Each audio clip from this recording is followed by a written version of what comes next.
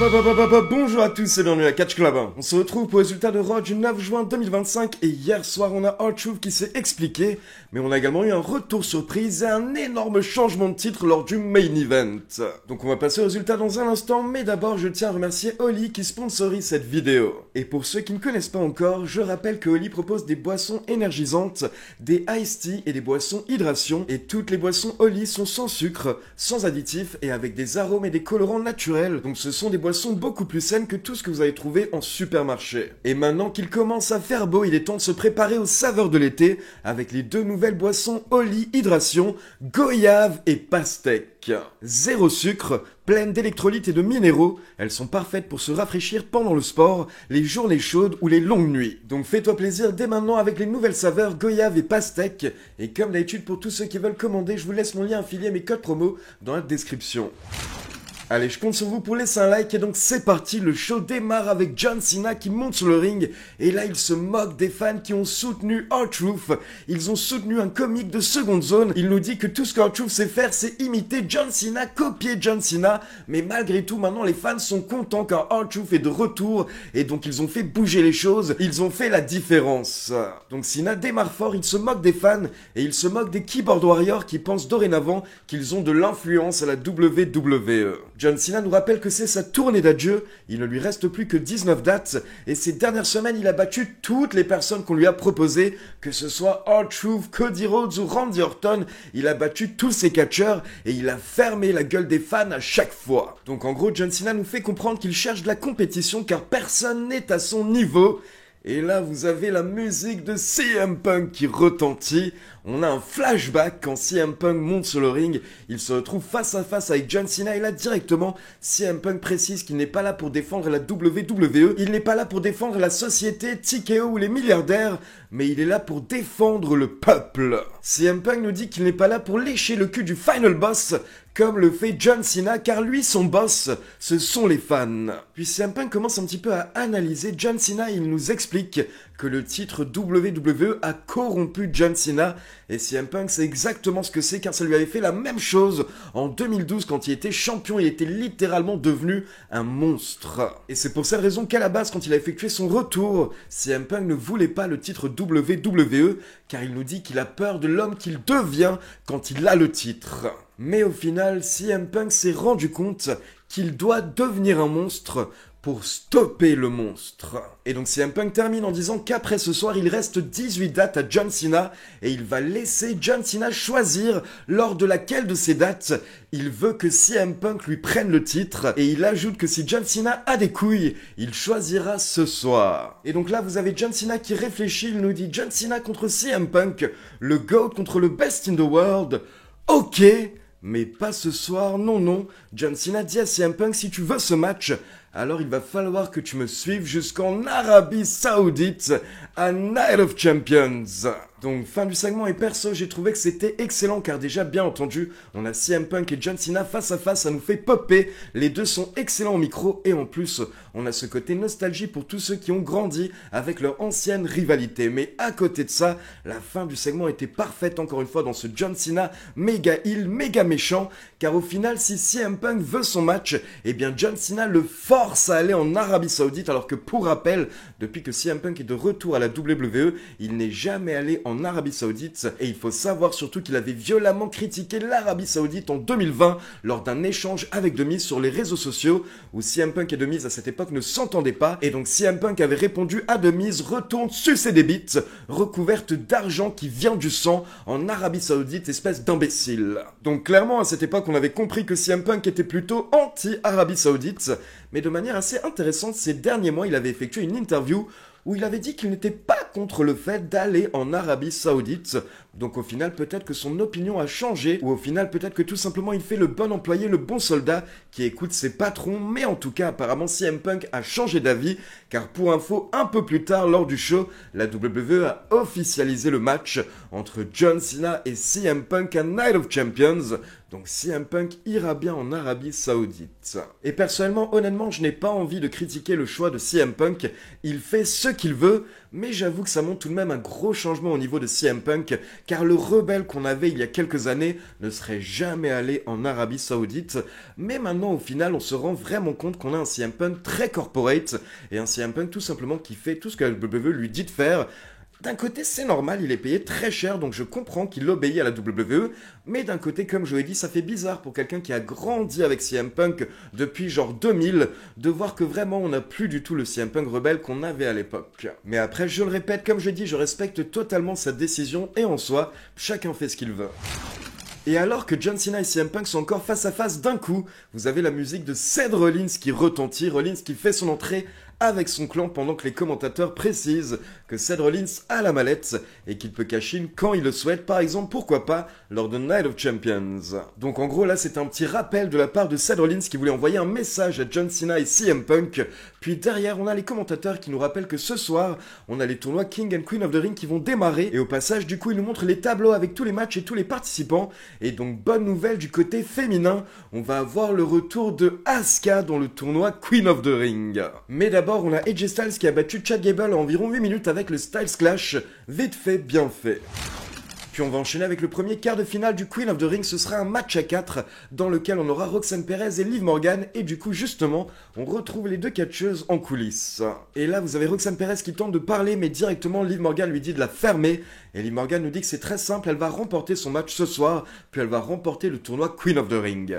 Et là, vous avez Roxanne Perez qui tente un petit peu quand même de l'amadouer en disant que justement, elle est venue pour parler de leur tactique, et ce soir, elle pourrait céder potentiellement lors du match pour être sûre que l'une d'entre elles remporte le match et le tournoi Queen of the Ring. Comme ça ramènerait un trophée puis potentiellement un titre au sein de Judgment Day. Donc Roxanne Perez fait genre, bien entendu, elle réfléchit uniquement pour le bien de Judgment Day, mais Liv Morgan ne souhaite pas collaborer, donc elle lui répond simplement de rester en dehors de sa route. Et donc c'est parti pour le premier match du tournoi Queen of the Ring avec Rhea Ripley contre Kairi Sane, contre Liv Morgan, contre Roxanne Perez. Et là, vers la fin du match, vous avez Rhea Ripley qui est en train de dominer et elle porte son Riptide sur Liv Morgan, donc elle est à deux doigts de remporter le match. Mais Raquel Rodriguez sort de nulle part et elle tire Rhea Ripley vers l'extérieur du ring. Et là, vous avez Kairi Sane qui en profite et Kairi Sane se jette à l'extérieur sur Mami et sur Raquel Rodriguez, donc elle se débarrasse des deux catcheuses. Puis rapidement, Kairi Sane remonte sur les cordes et là, elle porte son magnifique Insane Elbow sur Liv Morgan, donc on pense qu'elle va remporter le match, mais à la dernière seconde, vous avez Roxanne Perez qui en profite et qui surprend Kairi Sane avec un tombé surprise pour la victoire. Donc Roxanne Perez se qualifie pour les demi-finales du tournoi Queen of the Ring.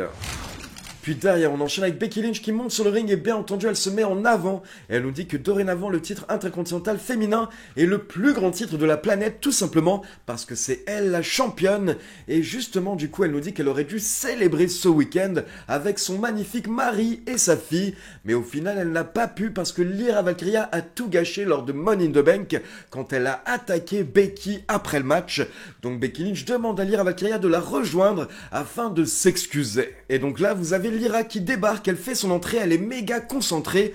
D'ailleurs, en toute honnêteté, elle avait même une tête un petit peu bizarre en fait. Elle essayait de faire la sérieuse, mais c'était plus chelou qu'autre chose. Et donc là, elle se rapproche du ring, mais d'un coup, pendant ce temps, vous avez quelqu'un qui attaque Becky Lynch par derrière.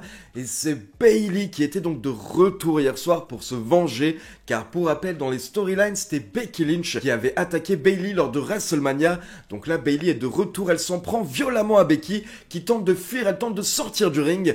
Mais là, vous avez Lyra qui arrête Becky Lynch, elle la ramène dans le ring, et Bayley tente de lui porter son Rose Plant, mais au final, Becky réussit à prendre la fuite. Et donc, ce qu'il faut souligner pendant le segment, c'est que quand Bayley a effectué son retour pour attaquer Becky, on a pu voir que Lyra avait l'air étonnée, donc Lyra n'était pas au courant apparemment du retour de Bayley hier soir.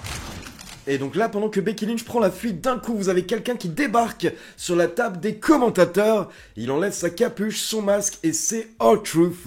R-Truth qui prend le micro, il a un message pour les fans. Il dit aux fans de ne jamais écouter les gens qui disent que leur voix n'a pas d'importance, car R-Truth dit qu'il est de retour grâce à nous tous. Puis il continue et il nous dit « Nous aimons tous R-Truth.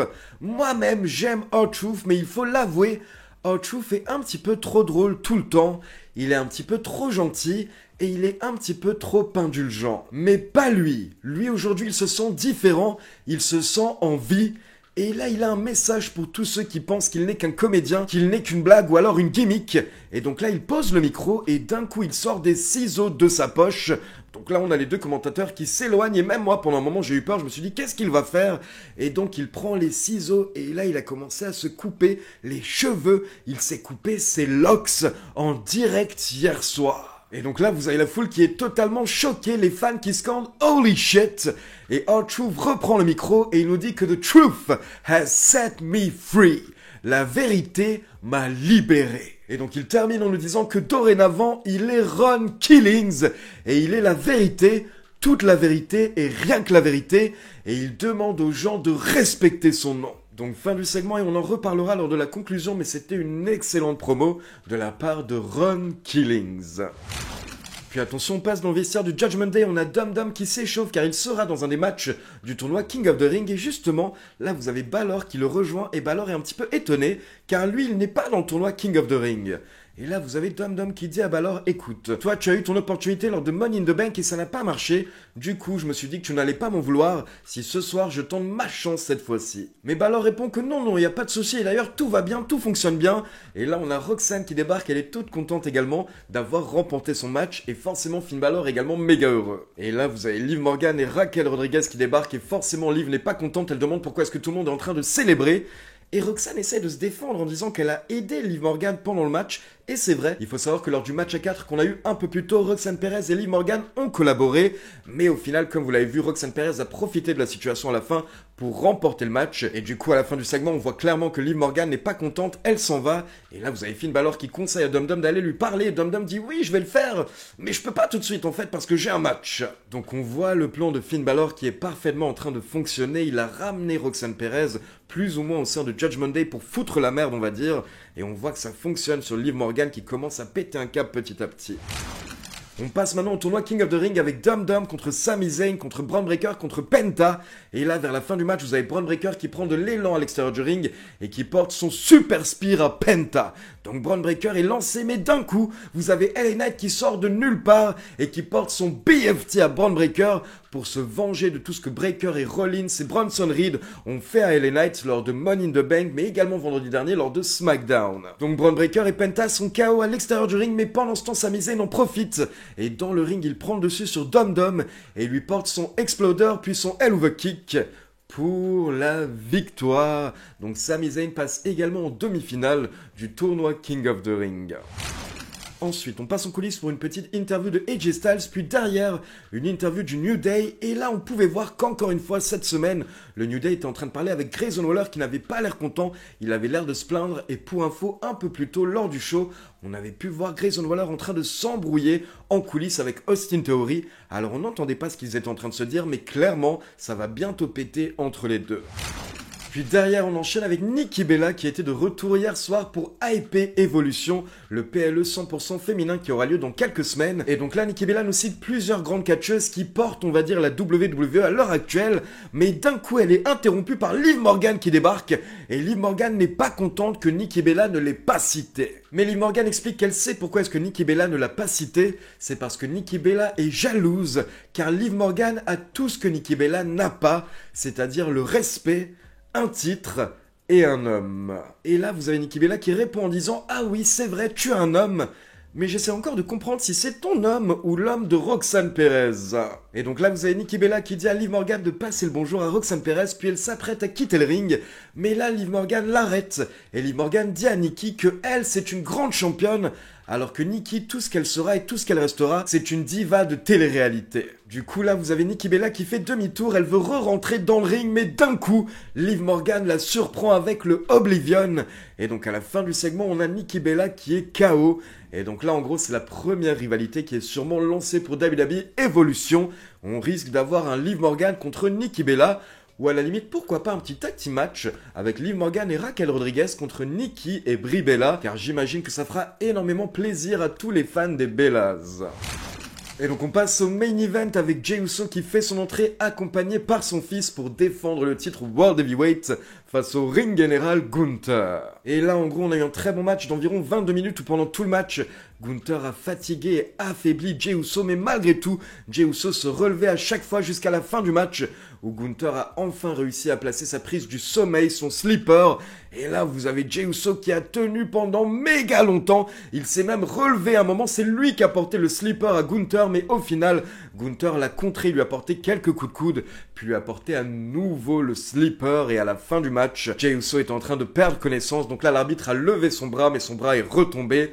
Donc victoire de Gunther qui a récupéré le titre World Heavyweight hier soir après un règne d'environ 51 jours si je dis pas de bêtises de Jey Uso. Allez, on passe à l'avis de Pierre puis ma conclusion.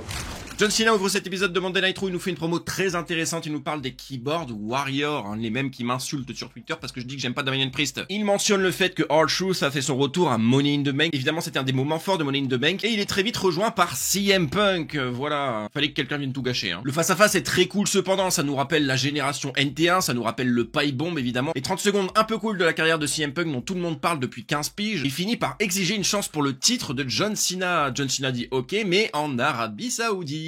Aïe aïe aïe. Et oui, je suis premier degré quand je dis partout que CM Punk n'est pas une bonne personne, mais ce n'est que mon avis. Et par contre, il y a quelque chose que vous ne pouvez pas nier. Vous ne pouvez pas nier l'hypocrisie. L'hypocrisie du mec qui dit depuis des années que les shows en Arabie Saoudite sont une honte. Que la WWE a du sang sur les mains en allant là-bas. On se souvient du terme blood money. Eh bien oui, Phil Brooks, tes convictions contre l'argent sale s'arrêtent quand ce pognon va dans ta poche à toi, évidemment. Après un excellent match d'AJ Styles contre Chad Gable et un match de qualification pour le tournoi Queen of the Ring remporté par Roxanne Perez, c'est au tour de Becky Lynch de faire son entrée à Phoenix. Elle nous sort son plus beau monologue, le comportement de Lyra est inacceptable, elle a totalement raison, mais oh, qu'est-ce qui se passe? Elle se fait attaquer, c'est Sasha Banks, Peugeot 206 Money qui fait son retour à la WWE, mais non, pas de panique, c'est Bayley. Bayley a juste changé de couleur de cheveux, j'ai cru que la princesse moi je était revenue à la WWE pour chialer dans les bras de Hunter parce qu'elle a pas gagné tous les titres. Ouf. Je suis content, Bayley-Becky c'est une rivalité qui va être très intéressante, on se souvient de leur rivalité à NXT qui était l'une des plus belles rivalités de l'histoire d'NXT, ça va être génial, j'adore ces deux superstars, franchement ce titre me hype de plus en plus, merci Becky. R-Truth revient cagoulé, pas besoin R-Truth, on savait tous que c'était toi. Il se coupe les veuches, il nous annonce que désormais il préfère qu'on l'appelle par son véritable nom, Ron Killings. Si c'est un changement drastique de gimmick, je sais pas si c'était le meilleur move de la planète. En effet, les gens ont chialé pendant plus d'une semaine parce que R-Truth s'était fait virer de la WWE, mais parce qu'ils voulaient R-Truth à la WWE, pas Ron Killings. Je pense que les gens apprécient R-Truth pour son côté comédien, son côté clown qui fait rire tout le monde. Si dorénavant il veut qu'on l'appelle par son véritable nom et qu'il se dirige vers une gimmick plus sérieuse, les gens vont s'en battre les couilles complètement. Je sais pas si ça va fonctionner, mais j'ai hâte d'en voir plus en tout cas.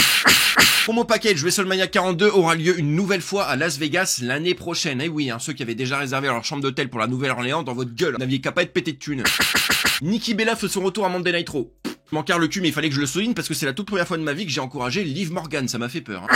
Jey Uso, le clown porteur de ceinture et vendeur de lunettes, fait son entrée. Il remet son titre en jeu contre le ring général Gunther, le roi de ce roster, littéralement. Et d'ailleurs, oui, ils l'ont fait. Oui. Jey Uso perd son titre après seulement 51 jours de règne. Alors heureux d'avoir encouragé ce mec à WrestleMania, heureux d'avoir crié de joie quand il a remporté le titre, heureux d'avoir yité. Et moi, quand je disais que son règne allait être horrible, on me traitait d'aigri. Alors effectivement, je suis peut-être un aigri, mais je l'avais dit, j'avais dit que sa victoire n'était juste là que pour créer un feel-good moment. C'était juste là pour faire danser le stade et que ça n'allait pas durer longtemps, que ça n'allait pas être qualitatif. On a une seule défense de titre contre Logan Paul, c'est tout. J'en peux plus des avis de Pierre, il ne parle que du négatif. Eh bien, je suis désolé, mais c'est un petit peu mon rôle ici, c'est un petit peu le but du personnage, certes. Et c'est surtout que pour cet épisode de Monday Night Raw, il y avait deux points noirs à souligner, l'hypocrisie de CM Punk et le règne horrible de Jey Uso. Ça fait pas plaisir à entendre, mais ce sont des faits, je suis navré. Et je préfère que vous me tapiez sur la gueule, mais au moins je dis des faits. Cela étant dit, je suis très heureux pour Gunther, le ring général, qui a récupéré le titre qu'il n'aurait jamais dû perdre. Gloire au ring général. C'est un épisode assez cool de Monday Night Raw, je donnerai la note de 6 sur 10. Même si le tournoi Queen and King of the Ring m'emmerde un petit peu, les matchs de qualification c'est assez divertissant, ça nous donne des bonnes confrontations et des matchs qualitatifs. Cette année on fait des Fatal 4-Way, c'est une très bonne idée, au moins le tournoi ne sera pas interminable comme l'année dernière. Je ne suis pas hype du tout pour Night of Champions, mais je suis curieux de voir ce que ça va donner. Merci à tous, à la prochaine, merci Ali et vive le catch.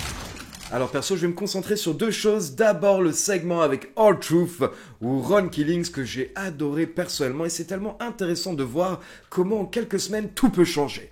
Je rappelle quand même que le gars, ça fait des années maintenant qu'il est cantonné, on va dire, dans le rôle comique et là il devait quitter la WWE, il l'avait libéré de son contrat ou plutôt son contrat allait expirer et au final maintenant il est de retour grâce aux fans et grâce au roster et ça va tout changer pour lui car comme on l'a compris hier soir, il a lancé en fait une nouvelle page de son histoire, une nouvelle nouvelle page pour son personnage et on a clairement compris hier soir lors du segment que donc R-Truth devient Ron Killings et que Ron Killings ne veut pas être exactement comme R-Truth, il veut être moins gentil, il veut être moins drôle, il veut être moins indulgent. Donc en gros là on est lancé pour un dernier run mais cette fois-ci sérieux de R-Truth à la WWE et honnêtement quand vous le regardez je veux dire le mec est en pleine forme, il est musclé, il bouge bien, il parle bien, jamais tu te dis il a plus de 50 ans donc là honnêtement s'il se retrouve avec un méga run par exemple dans le mid-card, upper mid-card, ben moi je serais méga chaud, j'ai vraiment hâte de voir ça et j'espère qu'ils vont vraiment bien booker Ron Killings pour son dernier run, j'ai hâte de voir ce que ça va donner. Et donc forcément la deuxième chose dont j'aimerais parler c'est Jey Uso qui a perdu son titre hier soir. Et pour ceux qui suivent mes vidéos, vous savez sûrement que j'adore Jey Uso, mais en même temps, alors que je l'adore, j'avais eu un petit peu de mal avec son run en tant que champion du monde. Je l'avais un petit peu critiqué parce que quand je le voyais, j'avais pas l'impression de voir un champion du monde. Je trouvais qu'il avait pas forcément la carrure d'un World Heavyweight Champion et c'était quelque chose qu'il fallait construire et améliorer. Mais dans tous les cas, je tiens vraiment à féliciter Jey Uso car il a donné tout ce qu'il avait ces 2 derniers mois quand il avait le titre. Il s'est donné à fond à chaque fois qu'il était présent et ça on pourra jamais lui enlever et clairement il a encore plus amélioré sa connexion avec les fans et pour la première fois il a pu mettre un pied on va dire dans cette catégorie des main eventers, tester un petit peu ce que ça donne et honnêtement je me dis que si jamais il continue comme ça et qu'il continue à être excellent en tant que catcheur solo et méga over, c'est pas impossible qu'un jour Jey Uso redevienne champion World Heavyweight ou encore champion WWE. Dans tous les cas comme je l'ai dit je le félicite pour son travail et j'ai hâte de voir ce que la WWE lui réserve pour la suite, mais en même temps à côté de ça, j'avoue que je suis très heureux de voir Gunther qui récupère le titre World Heavyweight, parce qu'honnêtement quand vous mettez Gunther et Jey Uso face à face, à l'heure actuelle en tout cas, Gunther est tout de même bien plus au-dessus, et c'est ce qu'on a senti hier soir lors du match. En gros c'était un petit peu comme si les choses rentraient dans l'ordre, et Gunther récupérait son titre. Donc voilà, c'est tout pour les résultats de Raw. Maintenant comme d'habitude c'est à vous, n'hésitez pas à me laisser vos avis dans les commentaires, et comme d'habitude, n'oubliez pas de liker la vidéo, de vous abonner à la chaîne et de cliquer sur la petite cloche pour être informé de la sortie des prochaines vidéos. Ciao tout le monde!